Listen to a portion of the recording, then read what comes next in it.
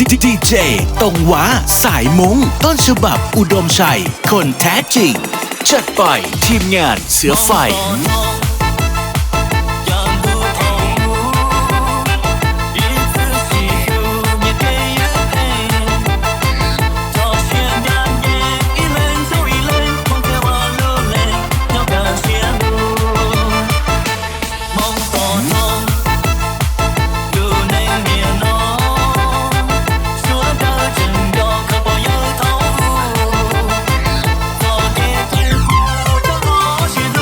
จัดไปทีมงานเสือไฟ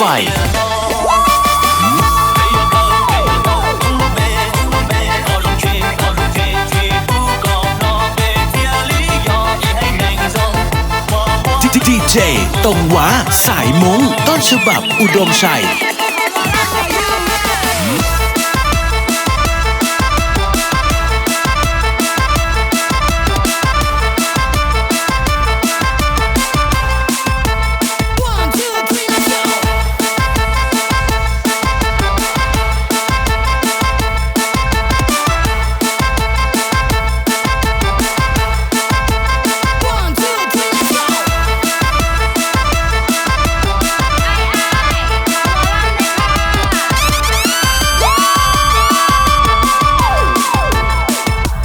ดีเจตรงว่าทีมงานเสือไฟ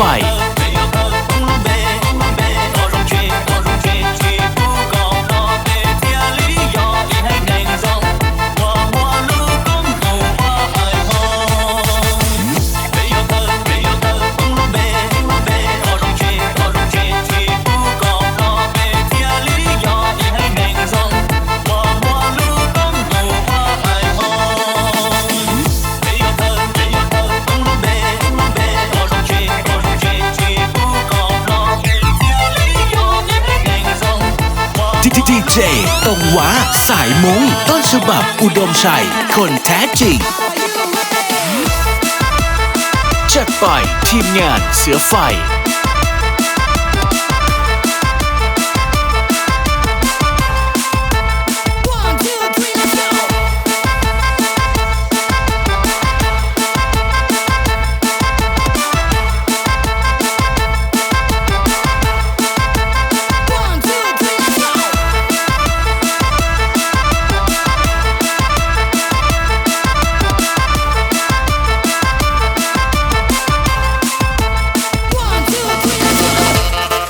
ทีมงานเสือไฟ